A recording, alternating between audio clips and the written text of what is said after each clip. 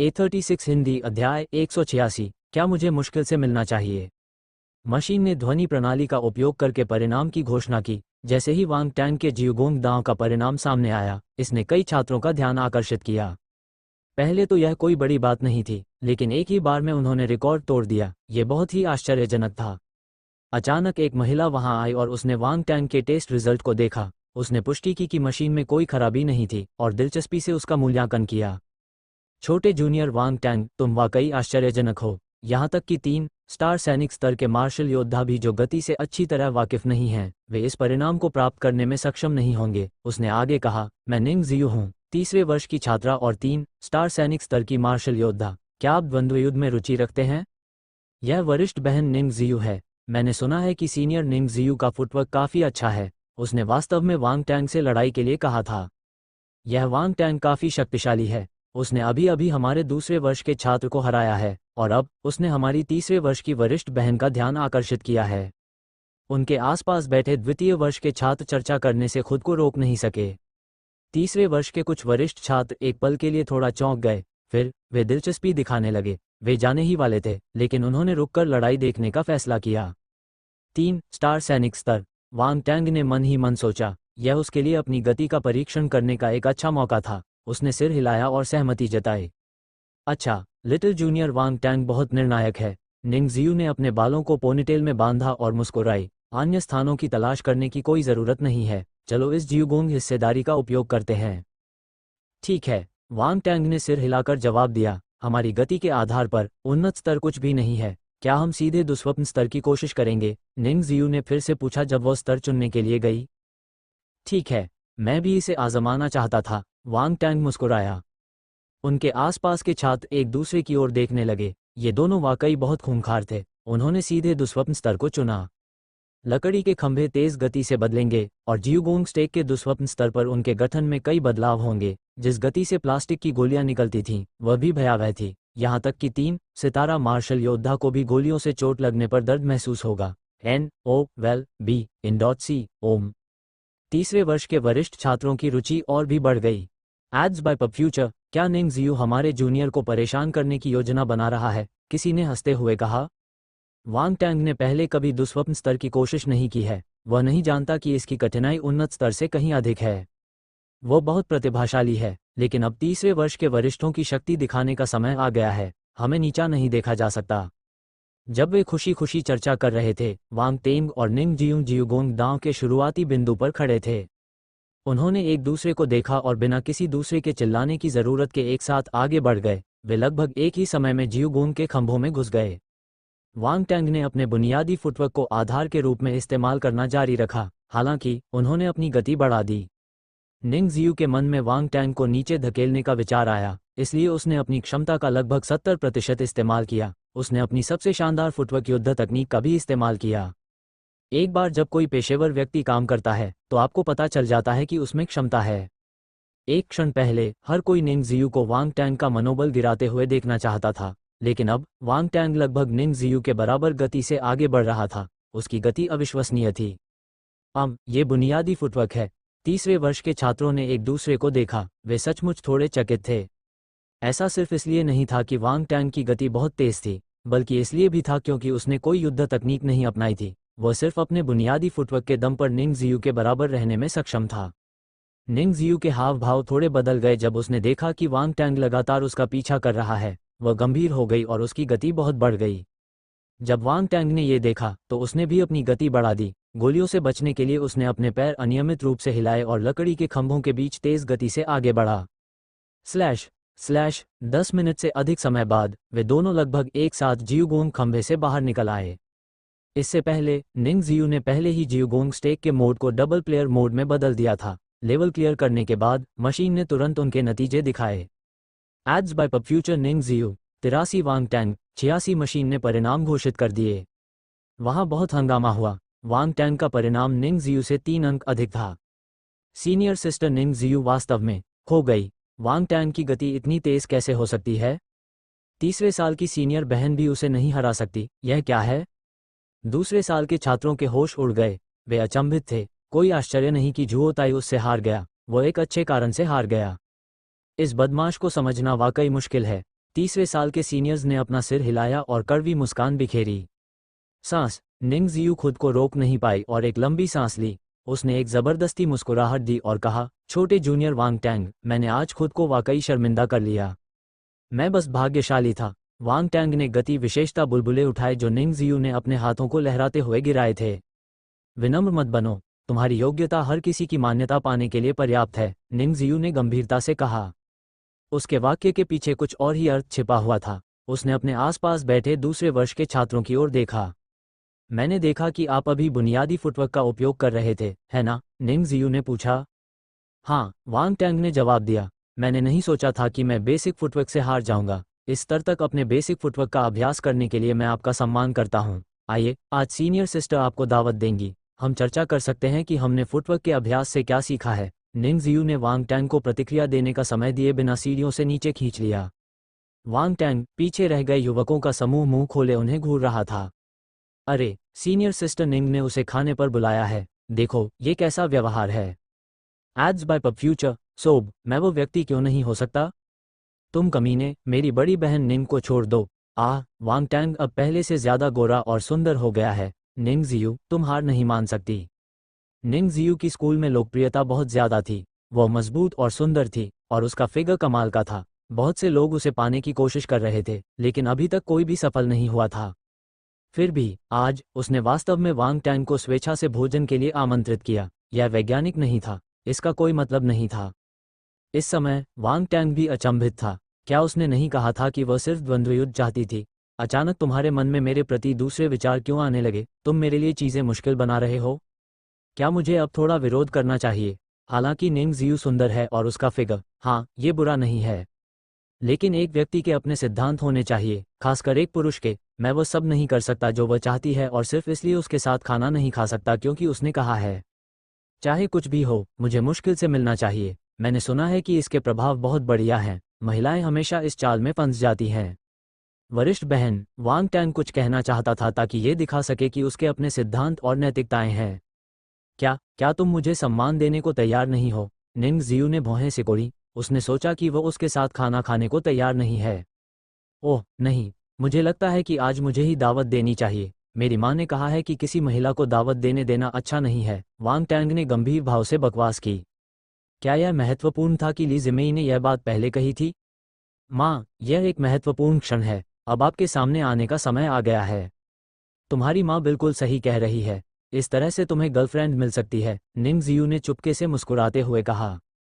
खानसी, senior sister, मुझे लगता है कि आपने मुझे गलत समझा है। मैं एक अच्छा छात्र हूं जो पढ़ाई और साधना को सबसे महत्वपूर्ण चीज मानता है। मुझे कोई गर्लफ्रेंड नहीं मिलेगी, वांग टैंग ने अजीब तरीके से कहा। ठीक है, पहले तो मैं तुम्हें एक मौका देना चाहता था, लेकिन अब लगता है कि तुम्हारी ख्वाहिशें बहुत बड़ी हैं, इसलिए शायद तुम मुझे नहीं चाहोगी, निंग जियू ने कहा। वांग टैंग, अध्याय 187, शरारती टैंग। चलो चलें। वांग टैंग और निंग जियू दूसरी मंजिल पर स्थित कैफेटेरिया में गए। निंग जियू उनके साथ बिल्कुल भी विनम्र नहीं थी। उसने मेनू लिया और आराम से ऑर्डर करना शुरू कर दिया। कृपया मुझे पहले एक जिनसेंग ब्लैक बोन चिकन दीजिए। पहली डिश सुनते ही वांग टैंग का दिल ठंडा हो गया। Ginseng black bone chicken. उसने पिछली बार इस डिश पर नजर डाली थी और इसके लिए 10 कूल क्रेडिट की आवश्यकता थी। ये कुछ और व्यंजन ऑर्डर करने के लिए पर्याप्त था। ये बर्बाद और 1000 परत वाला समुद्री खीरा, निंग जियू ने आगे कहा।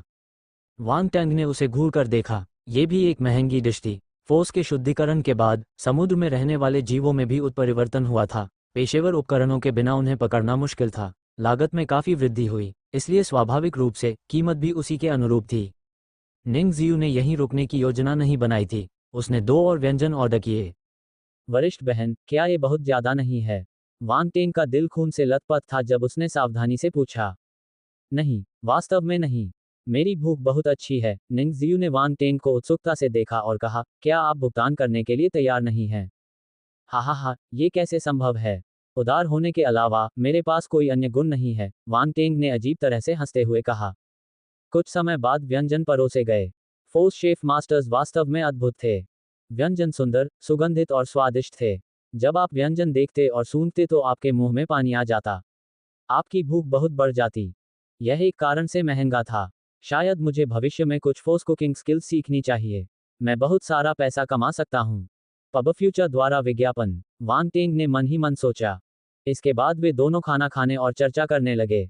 वांग टेन का बुनियादी फुटवर्क उच्चतम उपस्थिति ज्ञानोदय स्तर पर था। उनके स्टेप्स ऑफ गेल भी पूर्ण अवस्था में पहुंच गए थे। इस प्रकार फुटवर्क के बारे में उनकी समझ निंग जियू जितनी ही मजबूत थी। इस पारस्परिक आदान प्रदान से दोनों को बहुत लाभ हुआ।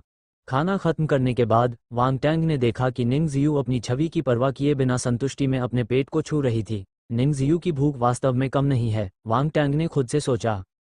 वो उसका पालन पोषण करने में असमर्थ था। जैसे ही वो स्कूल क्रेडिट से भुगतान करने के लिए उठने और अपना स्टूडेंट कार्ड स्कैन करने के लिए तैयार हुआ, उसके मुंह का कोना थोड़ा सा हिल गया।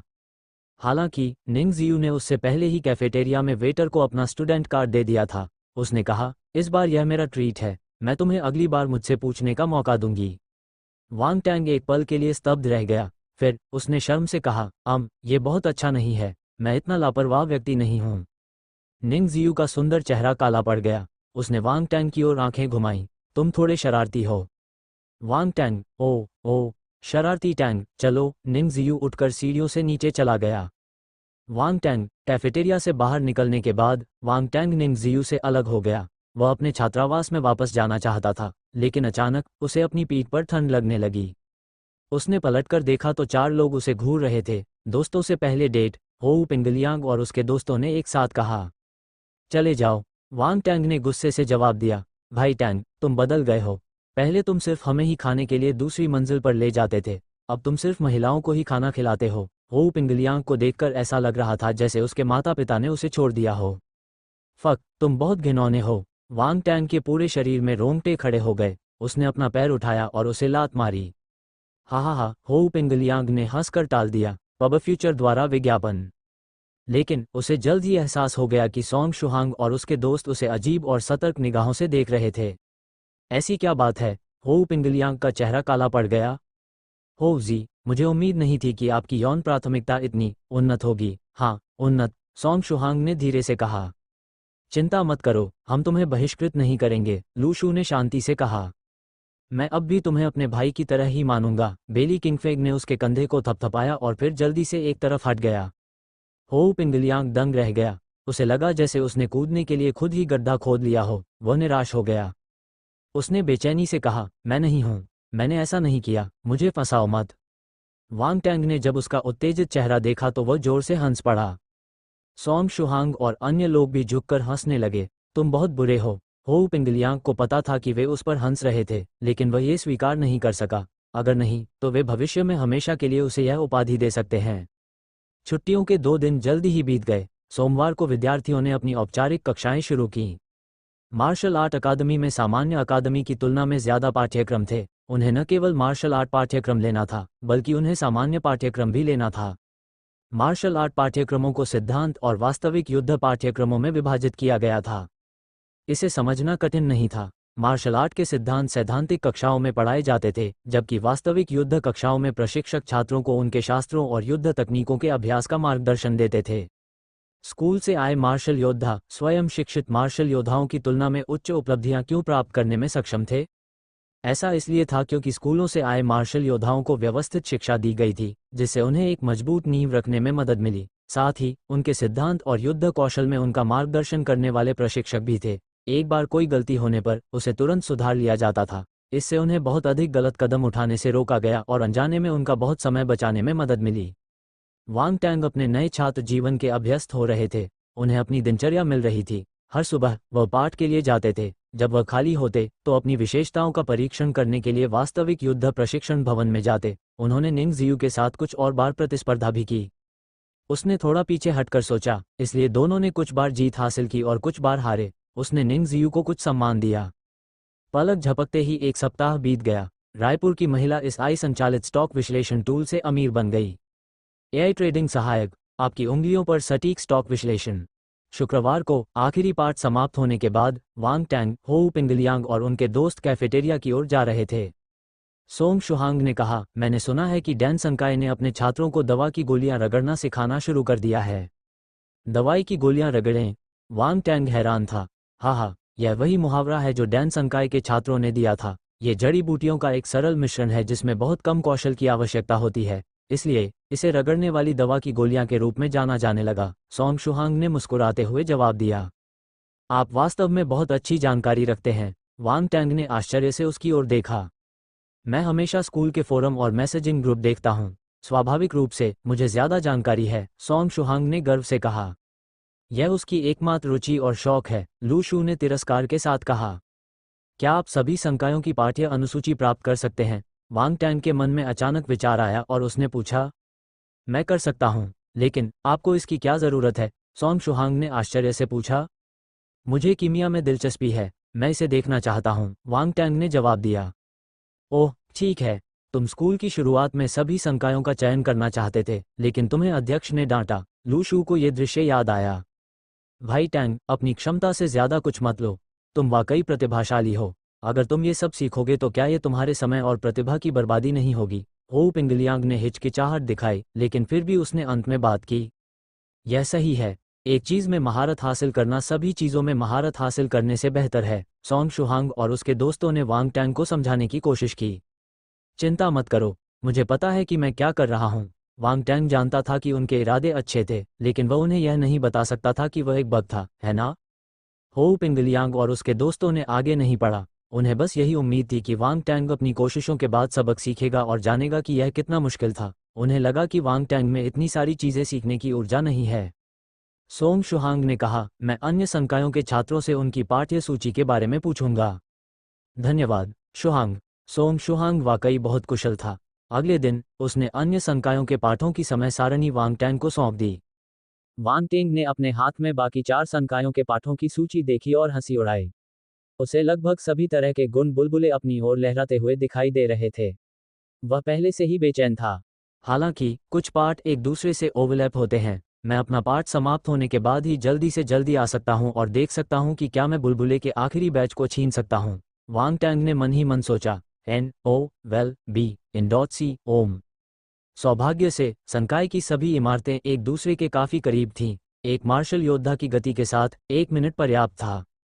मैं अगले सप्ताह इसका प्रयास करूंगा। अध्याय 188 स्कूल मिशन प्राप्त करना। अनुवादक हेनी ट्रांसलेशन। संपादक हेनी ट्रांसलेशंस।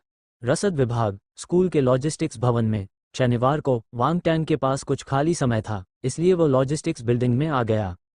लॉजिस्टिक्स बिल्डिंग की पहली मंजिल स्कूल के आंतरिक विविध मामलों के लिए जिम्मेदार थी। आप अपने स्कूल क्रेडिट की जांच भी कर सकते हैं और अपने सवालों के जवाब भी यहां दे सकते हैं।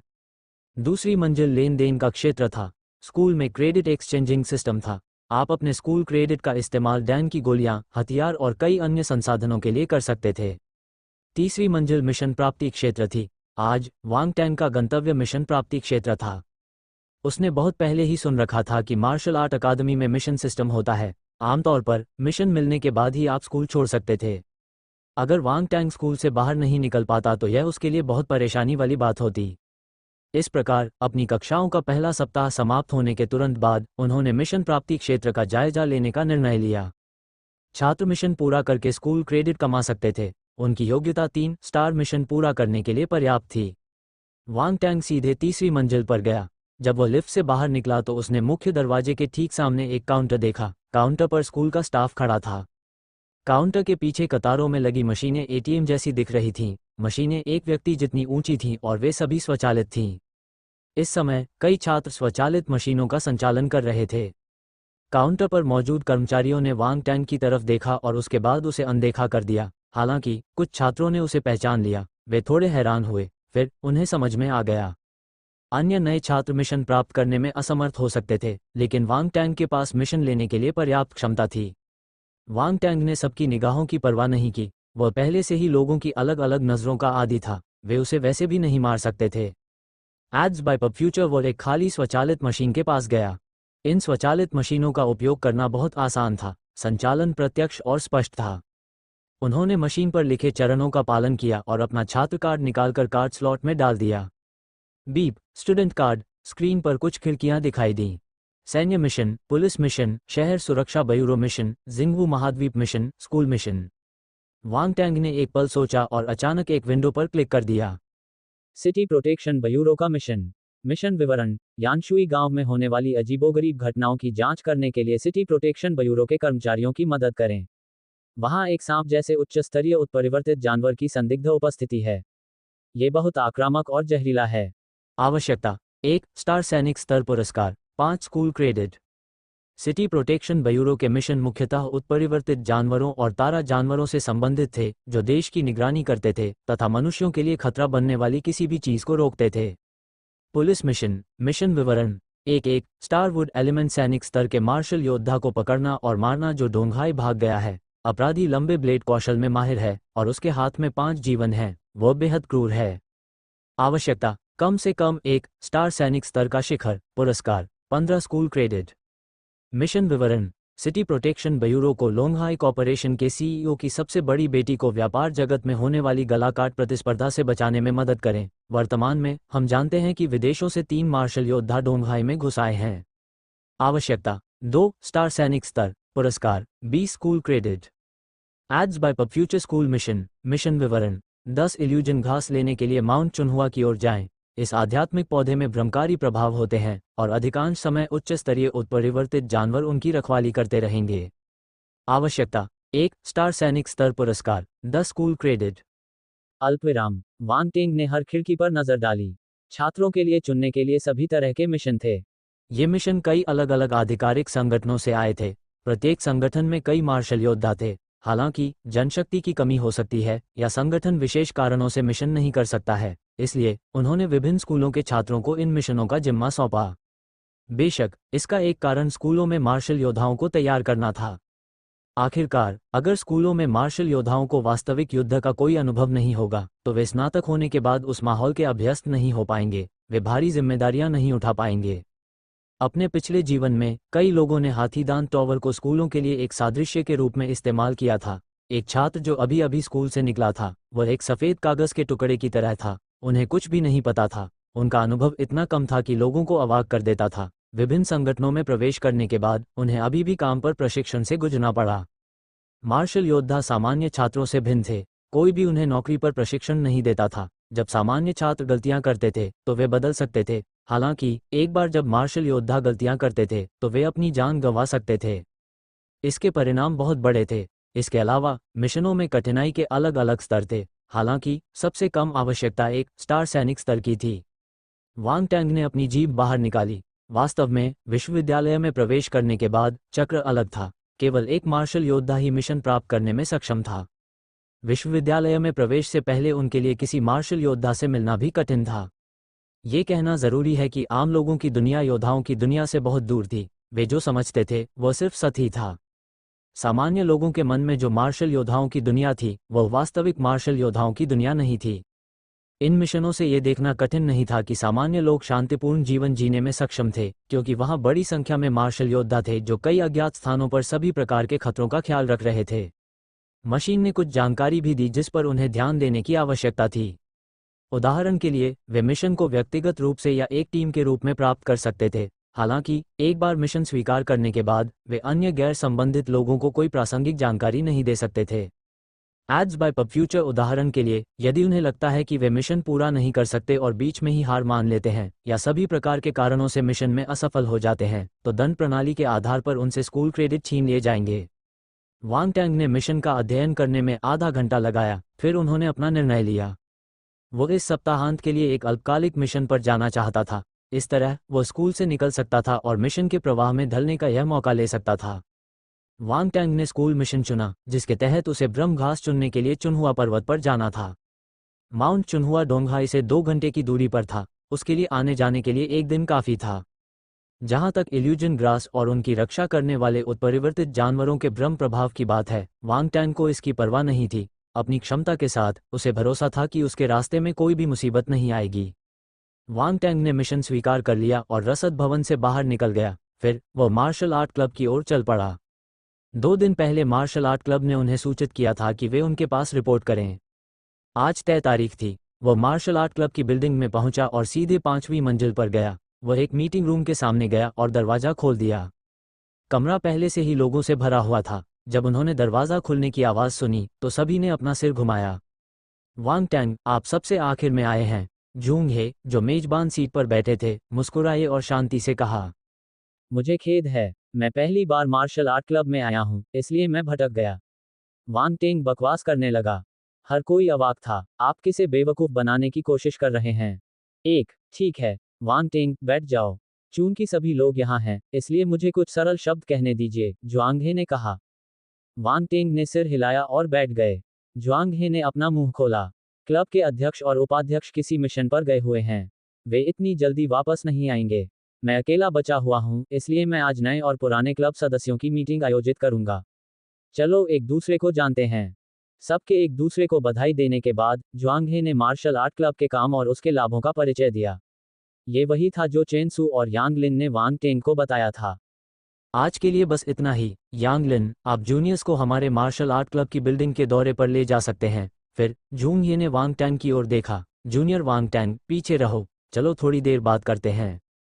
अन्य नए सदस्य वांग टेंग को देखे बिना नहीं रह सके। फिर वे यांग लिन के साथ दौरे पर निकल पड़े। वांग टैंग अपनी सीट पर ही बैठा रहा। उसके चारों ओर वरिष्ठ भाई बहन खड़े थे, जो चेहरे पर मुस्कान लिए उसे देख रहे थे। जब 10 से ज्यादा जोड़ी आंखें उसे घूर रही थीं, तो उसका सिर सुन्ना हो गया। NOVEL-B ओम। वरिष्ठ जनों, मैं मार्शल आर्ट क्लब में शामिल हो सकता था, लेकिन मैं अपना शरीर नहीं बेचूंगा। अध्याय 189। अत्यंत धूर्त अनुवादक, हेनी ट्रांसलेशन संपादक, हेनी ट्रांसलेशंस। जब उन्होंने वांग टैंग की बातें सुनी तो सभी अवाक रह गए। उसके मूल्य थोड़े टेढ़े लग रहे थे। हम मार्शल आर्ट क्लब हैं, मानव तस्कर नहीं। हमें तुम्हारा शरीर बेचने की क्या जरूरत है?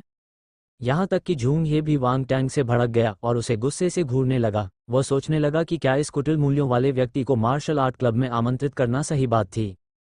तो फिर तुम सब मुझे क्यों घूर रहे हो? ये डरावना है, वांग टैंग ने मासूमियत से कहा। जिया क्यू ने कहा, हम देखना चाहते हैं कि आपके 3 सिर हैं या 6 हाथ। हम देखना चाहते हैं कि आप इतने राक्षस क्यों हैं।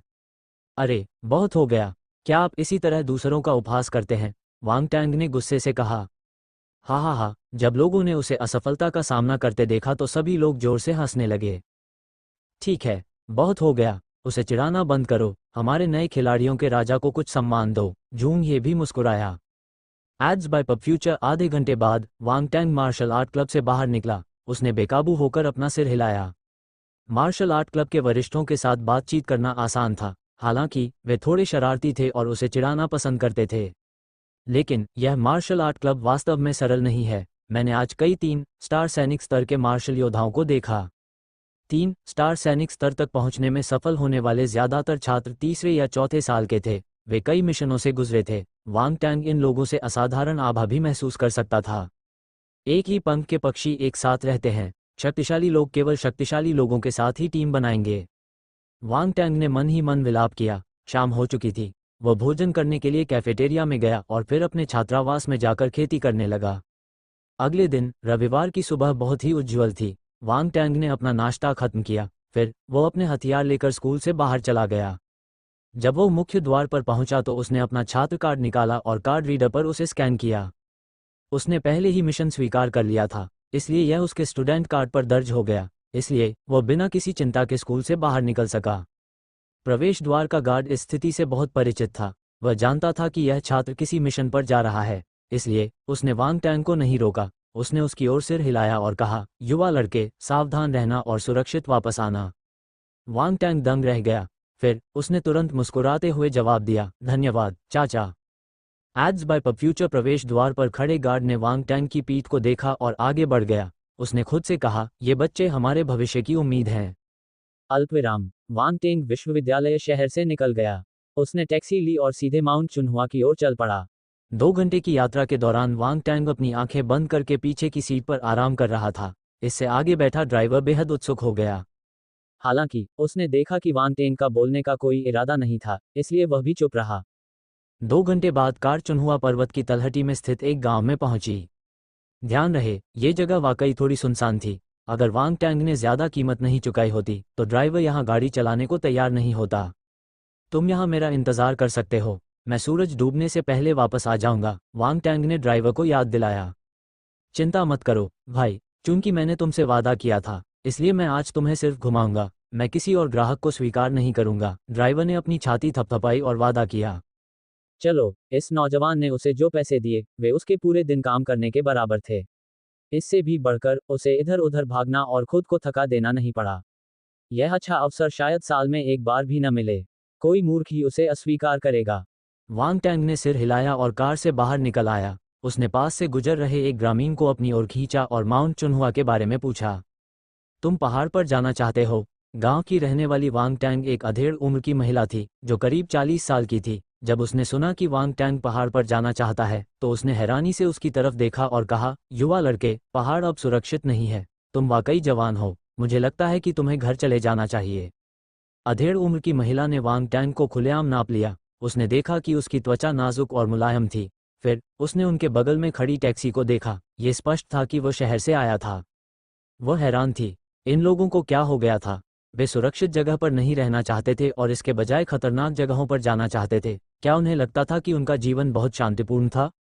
मुझे कुछ मामले निपटाने हैं, इसलिए मुझे पहाड़ पर जाना होगा। मैं खाली हाथ नहीं लौट सकता। वांग टैंग ने मुस्कुराते हुए कहा, आंटी, चिंता मत करो, मैंने खुद को मानसिक रूप से तैयार कर लिया है। मैं अपनी जिंदगी के साथ कोई मजाक नहीं करूंगा। तुम जैसे शहरी लोग हमारी बात नहीं सुनते। कल 3 युवा भी पहाड़ पर जाना चाहते थे। मैंने बहुत कोशिश की, फिर भी मैं उन्हें रोक नहीं पाई। वे अभी तक बाहर नहीं आए हैं। मुझे आश्चर्य है कि वे कैसे हैं। अधेड़ उम्र की महिला ने असहाय भाव से अपना सिर हिलाया। Ads by pub future. ओह, 3 युवा। वांग टैंग को आश्चर्य हुआ। यहाँ और भी लोग आए थे। उसने शांत स्वर में पूछा, वे कैसे कपड़े पहने हुए थे? क्या उन्होंने बताया कि वे पहाड़ पर क्यों जाना चाहते थे? आप क्यों पूछ रहे हैं? अधेड़ उम्र की महिला ने हैरान होकर पूछा। मैं बस उत्सुक हूँ। वांग टैंग ने 200 आरएमबी निकाले और उन्हें मध्यम आयु वर्ग की महिला के हाथ में थमा दिया। मैं इसे कैसे ले सकती हूँ? महिला की आंखें चमक उठी। हालांकि वह विनम्रता से बोल रही थी, लेकिन उसके हाथ बेहद ईमानदार थे। उसने पैसे कसकर पकड़ लिए। उसे डर था कि वांग टैंग उन्हें वापस ले लेगा। आंटी, इसे रख लो, आप इसके लायक हैं। आजकल जानकारी के लिए भी पैसे की जरूरत होती है, वांग टैंग ने मुस्कुराते हुए बेपरवाही से कहा। शहर के लोग वाकई बहुत ही सभ्य और उदार होते हैं। अधेड़ उम्र की महिला ने ठहाका लगाया। फिर उसने नर्म लहजे में कहा, वे तीनों युवक आपकी तरह ही कपड़े पहने हुए थे। उनका पहनावा साफ सुथरा और सुव्यवस्थित था। मुझे लगता है कि वे हथियार भी लाए थे। उन्होंने कहा कि वे पहाड़ में कुछ खोजने जा रहे हैं और उन्होंने राइजोटोमिस्ट से रास्ता दिखाने को भी कहा। हालांकि मुझे नहीं पता कि उन्हें कुछ मिला या नहीं। क्या वे भी इल्यूजन ग्रास की तलाश में हैं? वांग टैंग ने उत्सुकता से पूछा। क्या मैं अपना पहला मिशन विफल करने जा रहा हूँ? नहीं, मैं पहले ही आ चुका हूँ। कोई बात नहीं, मुझे पहाड़ पर जाकर देखना ही है। मुझे बस इल्यूजन ग्रास के 10 डंठल चाहिए। शायद हितों का टकराव न हो। NOWELL-BE-IN.C ओम। मन ही मन सोचने के बाद वांग टैंग ने अपना फैसला सुनाया। उसने अधेड़ उम्र की महिला से पूछा, आंटी, क्या गांव में कोई और राइजोटोमिस्ट है? नहीं, सिर्फ वही परिवार। अब बहुत कम लोग पहाड़ पर जाने को तैयार हैं। अधेड़ उम्र की महिला हिचकिचाई। उसने सिर्फ इसलिए बात जारी रखी क्योंकि वांग टैंग ने उसे पैसे दिए थे। हालांकि ओल्ड बाई राइजोटोमिस्ट है। उसकी बेटी अक्सर उसके साथ पहाड़ पर जाती है, इसलिए वह वहां के नज़ारे से परिचित है। आप उससे पूछ सकते हैं। ठीक है, शुक्रिया आंटी। वांग टैंग ने सिर हिलाया। उसने उसके हाथों में एक और नोट थमा दिया और उससे राइजोटोमिस्ट का पता पूछा। ये कहना जरूरी था कि पैसा वाकई बहुत शक्तिशाली था। मध्यम आयु वर्ग की महिला को खेती करनी थी, लेकिन उसने वांग टैंग को व्यक्तिगत रूप से ओल्ड बाई के घर भेजा। जियाओकाओ, क्या तुम घर पर हो? दरवाज़ा खोलो, कोई तुम्हें ढूंढ रहा है। अधेड़ उम्र की महिला ने दरवाज़ा खटखटाया। कुछ सेकंड बाद दरवाज़ा खुला। करीब 17 साल की एक युवती बाहर आई और पूछा, आंटी, क्या बात है? अधेड़ उम्र की महिला ने वांग टैंग की ओर इशारा करते हुए कहा, शहर से एक युवक आया है। वह पहाड़ पर जाना चाहता है और उसे मार्गदर्शन के लिए किसी की ज़रूरत है। आप उससे व्यक्तिगत रूप से बात क्यों नहीं करते? पहाड़ में प्रवेश करें। बाई शियाओकाओ ने भौहें सिकोड़ी। वह एक पल के लिए झिझकी, फिर उसने कुछ सोचा और सिर हिलाया। ठीक है, उससे कहो कि वह आकर मुझसे बात करे। ठीक है। अधेड़ उम्र की महिला खुश थी क्योंकि उसे लगा कि उसने सौदा आसान कर दिया है। उसने बाई शियाओकाओ से फुसफुसाते हुए कहा, शियाओकाओ, मैं तुम्हें बता दूं, शहर के लोग सभी मूर्ख और अमीर हैं। अगर तुम उसे पहाड़ पर लाना चाहते हो तो तुम्हें ज्यादा पैसे मांगने चाहिए। कहीं तुम हार न जाओ। वांग टैंग हंसी और आंसू के बीच फंस गया। यह आंटी वाकई धूर्त थी। अध्याय 190, रम घास चुनना। अनुवादक हेनी ट्रांसलेशन। संपादक हेनी ट्रांसलेशंस। वांग टेंग ने चाय परोस रही महिला की ओर देखा और उसे धन्यवाद दिया। वो महिला लगभग उसकी ही उम्र की लग रही थी। वह शायद उससे भी छोटी होगी। उसके कपड़े सादे और सादे थे, शहर की महिलाओं की तरह आकर्षक नहीं थे। उसका फिगर छोटा और दुबला था और उसका चेहरा भी वैसा ही था। हालांकि जब वह उसके सामने आई तो वह बिल्कुल भी डरी हुई नहीं दिखी। वास्तव में वह काफी शांत थी। उसका घर एक स्वनिर्मित नागरिक घर था। दरअसल जब वांग टैंग उसके घर की ओर जा रहा था तो उसने देखा था कि यहाँ के दूसरे घर भी ऐसे ही थे। वांग टैंग ने चुपके से घर की स्थिति का जायजा लिया। घर की साधारण और जर्जर शक्ल से उसे उसके परिवार की स्थिति का अंदाजा हो गया। उसने पानी पिया और कप को हाथ में घुमाया। तुम मेरी उम्र के लगते हो, क्या तुम्हें स्कूल जाने की ज़रूरत नहीं है? मेरी पारिवारिक स्थिति थोड़ी विशेष है, इसलिए मैंने स्कूल छोड़ दिया। बाई शियाओकाओ वांग टैंग के सामने बैठ गई। उसने अपना सिर हिलाया और आगे कुछ भी बताना नहीं चाहती थी। इसके बजाय उसने पूछा, आंटी ली ने कहा कि तुम पहाड़ पर जाना चाहती हो? हाँ, वांग टैंग ने सिर हिलाया। उसने फिर पूछा, मैंने सुना है कि तुम्हारे पिता दूसरे लोगों को भी पहाड़ पर ले आए थे? हाँ, 3 युवक, बाई शियाओकाओ ने कहा। क्या वे इसे भी ढूंढ रहे हैं? वांग टैंग ने अपना फ़ोन निकाला और उसे इल्यूजन घास की तस्वीर दिखाई। ब्रह्म घास, क्या आप भी इसे खोज रहे हैं? बाई शियाओकाओ ने आश्चर्य से कहा। आप वास्तव में इसके बारे में जानते हैं? वांग टैंग एक पल के लिए चौंक गया। उसने सिर हिलाया और कहा, यह सही है, मैं इस पौधे के लिए आया था। ऐसा लगता है कि उन लोगों का उद्देश्य भी मेरे जैसा ही है। क्या आप जानते हैं कि यह कहाँ मिलेगा? हाँ, मुझे पता है, मेरे पिताजी ने मुझे पहले भी बताया था, लेकिन मैं वहाँ कभी नहीं गया, बाई शियाओकाओ ने जवाब दिया। वांग टैंग ने भौहें सिकोड़ी। उसने विचार करते हुए कहा, क्या तुम्हारे पास पहाड़ का नक्शा है? नहीं, हम पहाड़ पर चढ़ने के लिए अपने अनुभव पर भरोसा करते हैं, बाई शियाओकाओ ने अपना सिर हिलाया और जवाब दिया। वांग टैंग को तुरंत सिर दर्द होने लगा। अगर वह खुद पहाड़ में घुसता तो वह बेमतलब खोज करता रहता। उसे खतरों की चिंता नहीं थी, लेकिन उसे निश्चित रूप से बहुत समय बर्बाद करना पड़ता। इस समय बाई शियाओकाओ ने कहा, हालांकि मैं वहां कभी नहीं गया, लेकिन मुझे रास्ता पता है, मैं तुम्हें वहां तक पहुंचा सकता हूं। ओह, वांग टैंग ने महिला की ओर देखा। उसे उम्मीद नहीं थी कि वह स्वेच्छा से उसे पहाड़ पर ले जाने का सुझाव देगी। वांग टैंग के पास उसे अस्वीकार करने का कोई कारण नहीं था, लेकिन वह जानता था कि युवती दयालुता से ऐसा नहीं कर रही थी। इसलिए उसने शांति से पूछा, आपकी क्या आवश्यकता है? मुझे पैसे की ज़रूरत है, और मैं अपने पिता की भी तलाश करना चाहती हूँ। वे एक दिन और एक रात पहाड़ पर रहे हैं। मेरे पिता के अनुभव के आधार पर उन्हें इतने लंबे समय तक नहीं जाना चाहिए था। उनके साथ कोई दुर्घटना हुई होगी। बाई शियाओकाओ ने अपने होंठ काटे और कहा, यह उचित था। वांग टैंग ने सिर हिलाया और कहा, ठीक है, अपनी कीमत बताओ। 5,000। बाई शियाओकाओ ने दांत पीस लिए। पहले तो वह 3,000 मांगना चाहती थी, लेकिन आखिरी समय में उसने इसे 5,000 कर दिया। उसने धड़कते दिल से वांग टैंग की ओर देखा। पहले वह इतनी बड़ी रकम नहीं मांगती थी, लेकिन पहाड़ लगातार खतरनाक होता जा रहा था। पहाड़ में प्रवेश करना आसान काम नहीं था, उसे कुछ जोखिम भी उठाने पड़े। इल्यूजन घास पहाड़ के गहरे क्षेत्र में थी। अगर उसके परिवार को तुरंत पैसे की ज़रूरत नहीं होती तो उसके पिता उन लोगों को इल्यूजन घास की तलाश में पहाड़ में लाने के लिए सहमत नहीं होते। वांग टैंग ने सोचा कि बाई शियाओकाओ ज़्यादा कीमत मांगेगी। उसे उम्मीद नहीं थी कि यह सिर्फ 5,000 होगी। नतीजतन वो एक पल के लिए स्तब्ध रह गया। बाई शियाओकाओ को लगा कि उसे ये बहुत महंगा लगा। उसकी आंखों में निराशा की झलक दिखाई दी। उसने झिझकते हुए कहा, 3,000 भी ठीक है। मैं तुम्हें 5,000 दूंगा। अगर तुम मुझे दोपहर से पहले उस जगह पर ले आओ तो मैं तुम्हें और भी दे सकता हूँ। वांग टैंग ने बेपरवाही से अपना हाथ हिलाया। बाई शियाओकाओ ने आश्चर्य से देखा। उसके तुरंत बाद उसने खुशी से कहा, कोई बात नहीं, मुझे एक शॉर्टकट पता है, मैं तुम्हें दोपहर तक वहां ज़रूर पहुंचा दूंगी। ठीक है, अब चलें। वांग टैंग ने कहा, 1 मिनट रुको, मैं अपने कपड़े बदलकर कुछ औजार लेकर आती हूँ। बाई शियाओकाओ उठकर अपने कमरे में भाग गई। कुछ मिनट बाद वांग टैंग ने अंदर से एक धीमी बातचीत सुनी। उनमें से एक आवाज़ थोड़ी कमज़ोर लग रही थी। अगर मार्शल योद्धाओं की सुनने की शक्ति अच्छी नहीं होती तो वह उनकी बातें साफ साफ नहीं सुन पाता।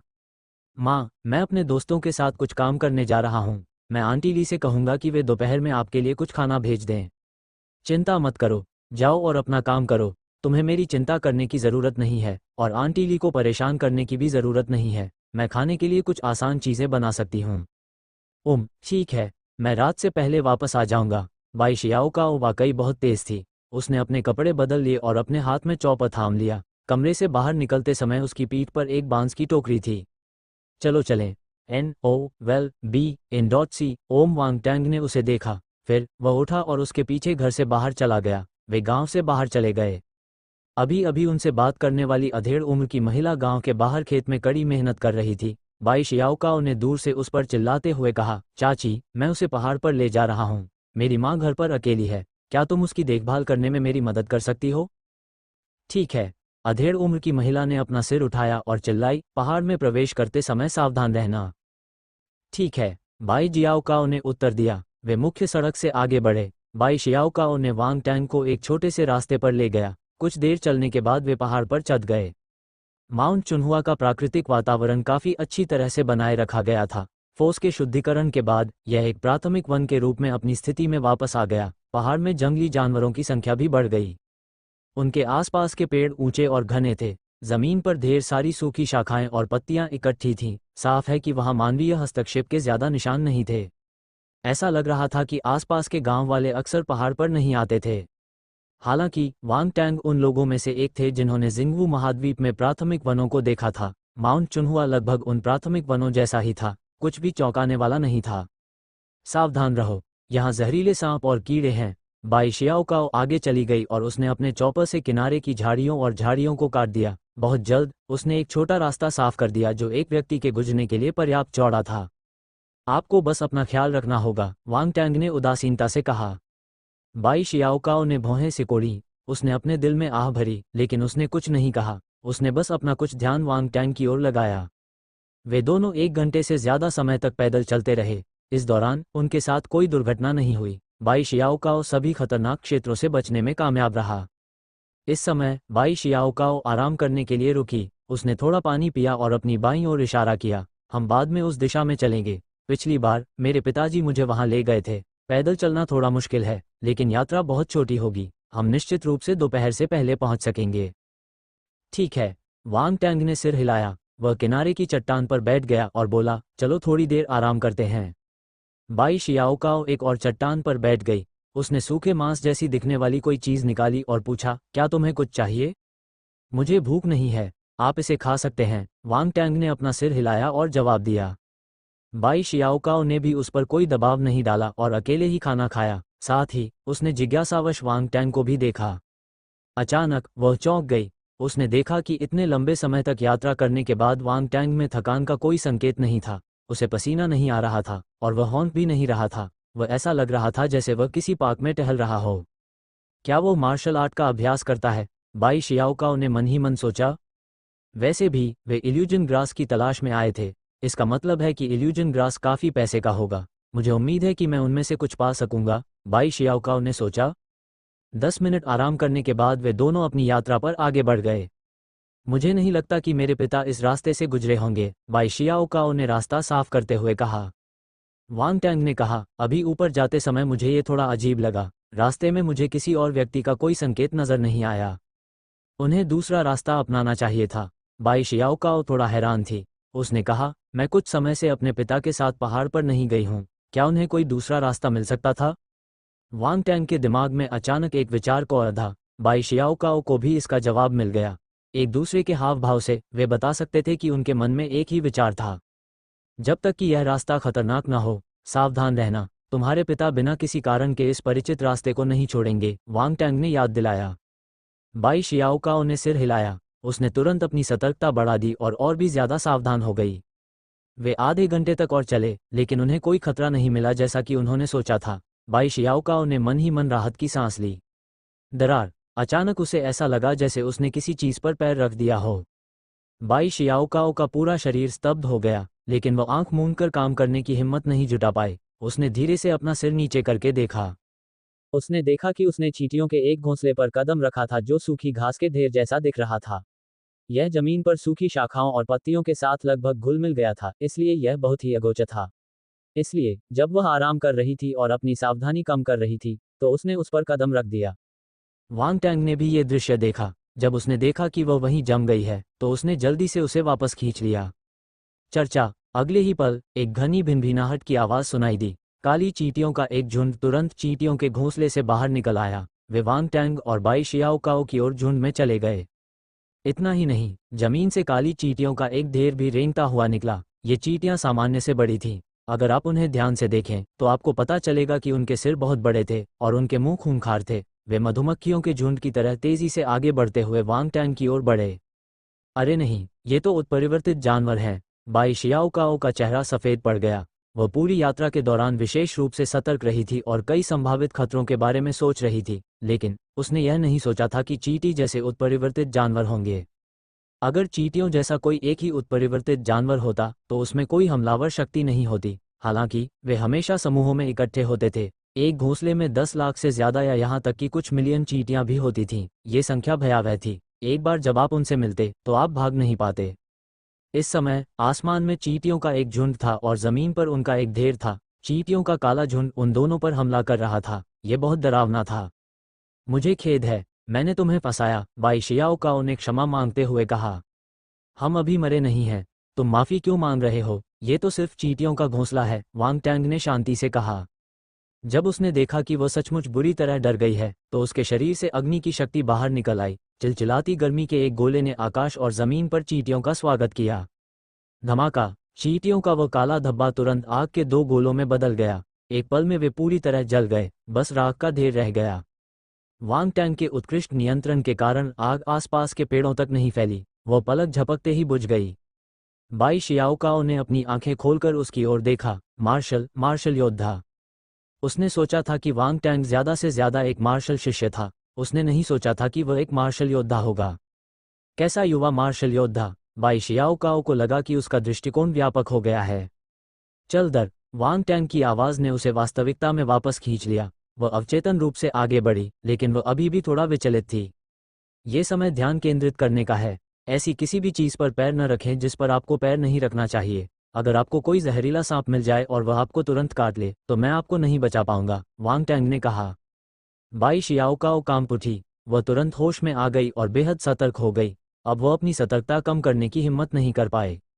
अंततः जब दोपहर होने को थी, वे दोनों एक चट्टान के पास पहुंचे। एड्स बाय पब फ्यूचर, यही है। बाई शियाओकाओ रुक गई। उसने अपने आसपास के माहौल को देखा और कहा, मेरे पिताजी ने पिछले दिनों यहाँ आसपास ये पौधा देखा था। तुम इधर उधर देख सकती हो कि तुम्हें कोई पौधा मिल सकता है या नहीं। वांग टैंग ने आसपास के इलाके को देखा, लेकिन उसे इल्यूजन ग्रास का कोई निशान नहीं दिखा। वह बेकाबू होकर भौहें सिकोड़ने लगा। वह चट्टान के पास गया और नीचे देखने लगा। और ये हो गया। वह मुस्कुराया और नीचे कूद गया। चट्टान पर तरह तरह की जड़ी बूटियां और लताएं उगी हुई थीं। आम घास के बीच 10 से ज्यादा पौधे उग रहे थे। यह इल्यूजन घास थी। जब वांग टैंग नीचे कूदा तो उसने अपने हाथ से एक बेल पकड़ ली। रास्ते में उसने इल्यूजन ग्रास के 3 डंठल तोड़े जो उसके सबसे करीब थे। फिर वह हल्के से झूला और उस क्षेत्र में आ गया जहां दूसरी इल्यूजन ग्रास थी। जैसे ही वो उन्हें चुनने वाला था, झाड़ियों से एक हरे रंग की छाया निकली और वांग टैंग पर हमला कर दिया। सावधान! बाई शियाओकाओ, जो ऊपर था, आश्चर्य से चिल्लाया। मुझे तुम्हारा इंतजार था। वांग टैंग मुस्कुराया। उसने अपना हाथ हिलाया और अग्नि बल बाहर निकल आया, जिसने हरी छाया के शरीर को अपने में समाहित कर लिया। चट्टान से नीचे गिरते समय उसने फुफकार मारी। यह एक छोटा हरा सांप था। इसका रंग घास और झाड़ियों जैसा था, इसलिए इसे देखना मुश्किल था। ये सिर्फ एक उत्परिवर्तित जानवर है, कोई बड़ा खतरा नहीं, वांग टैंग ने मन ही मन सोचा। अचानक कुछ और हरे सांप बाहर निकले। उन्होंने हवा में ही अपना मुंह खोला और वांग टैंग को काटना चाहा। वांग टैंग ने आसानी से उनका ख्याल रखा। फिर उसने चट्टान पर से अन्य ब्रह्म घासों को उठाया। जहां तक ब्रह्म प्रभाव की बात है, उसकी आध्यात्मिक शक्ति के कारण यह मच्छर के काटने जैसा ही महसूस हुआ। यह उसे बिल्कुल भी प्रभावित नहीं कर सका। वांग टैंग ने अपने बाएं पैर से चट्टान के उभरे हुए हिस्से पर कदम रखा और चट्टान पर पहुंच गया। वो बाई शियाओकाओ के बगल में हल्के से उतरा। हो गया, चलो वापस चलते हैं। वांग टैंग ने ब्रह्म घास को अपने पास रख लिया और बाई शियाओकाओ से बात करने के लिए मुड़ा। तुम्हारा काम हो गया। बाई शियाओकाओ समय पर प्रतिक्रिया नहीं कर पाया। ये बहुत तेज था। उसने सोचा कि यह एक कठिन लड़ाई होगी, लेकिन वांग टैंग ने कुछ ही चालों में सभी सांप जैसे उत्परिवर्तित जानवरों को आसानी से मार डाला। ये सांप जैसे उत्परिवर्तित जानवर इन आम ग्रामीणों के लिए बेहद खतरनाक थे। यह आदमी वाकई बहुत ताकतवर लगता है। बाई शियाओकाओ हैरान रह गई। उसने ईर्ष्या में खुद से पूछा, काश मैं भी उसकी तरह ताकतवर हो पाती। मैं आसानी से बहुत सारा पैसा कमा पाती। तुम क्या सोच रहे हो? चलो चलें। वांग टैंग मुस्कुराया और जिस रास्ते से वे आए थे उसी रास्ते से वापस चला गया। अचानक वो फिर रुक गया। तुमने चलना क्यों बंद कर दिया? बाई शियाओकाओ हैरान था। कोई यहाँ है, वांग टैंग ने कहा। कोई यहाँ है? क्या यह मेरे पिता हो सकते हैं? बाई शियाओकाओ ने आश्चर्य से कहा। बहुत जल्द ही दूसरी दिशा से कुछ आकृतियां दिखाई दीं। जब उनमें से एक अधेड़ उम्र के व्यक्ति ने बाई शियाओकाओ को देखा तो वह एक पल के लिए चौंक गया। उसने कहा, शियाओकाओ? पिताजी, यह मैं हूँ। मुझे बहुत खुशी है कि आप ठीक हैं। माँ और मैं पूरी रात चिंतित रहे, बाई शियाओकाओ ने खुशी से कहा। तुम छोटी लड़की, क्या मैंने नहीं कहा था कि तुम पहाड़ में प्रवेश नहीं कर सकती? तुम क्यों आई? अधेड़ उम्र के आदमी ने उसे डांटा। हे, किसी ने मुझे गाइड बनने के लिए पैसे दिए थे, इसलिए मैं उसके साथ यहाँ आई। वाई शियाओकाओ ने अजीब तरह से हंसते हुए कहा। उसने वांग टैंग की ओर इशारा करते हुए कहा, लेकिन आपको चिंता करने की ज़रूरत नहीं है, वो बहुत मजबूत है। देखो, मैं बिल्कुल ठीक हूँ, है ना? तुम किसी को लेकर आए हो? अधेड़ उम्र के आदमी का चेहरा बदल गया। वो यहाँ क्यों है? वो ब्रह्म घास चुनने आया था। हमने अभी अभी उन्हें चुना है, इसलिए तुम थोड़ी देर से आए, वाई शियाओकाओ ने गर्व से कहा। आखिरकार, भले ही यह वांग टैंग की योग्यता थी, फिर भी वो अपने पिता से पहले पहुंचने में सफल रही। हालांकि जब अधेड़ उम्र के व्यक्ति ने ये सुना तो उसका चेहरा बदसूरत हो गया। उसने ध्यान से अपने साथ आए 3 लोगों की ओर देखा और जल्दी से माफी मांगी। मुझे सच में खेद है, मेरी बेटी बेहोश है। हम तीनों लोगों ने नाक बांध सिकोड़ी। उन्होंने उसकी बात पूरी भी नहीं सुनी। इसके बजाय उन्होंने भौहें सिकोड़ी और वांग टैंग की ओर देखा। क्या तुम भी ब्रह्म घास चुनने आए हो?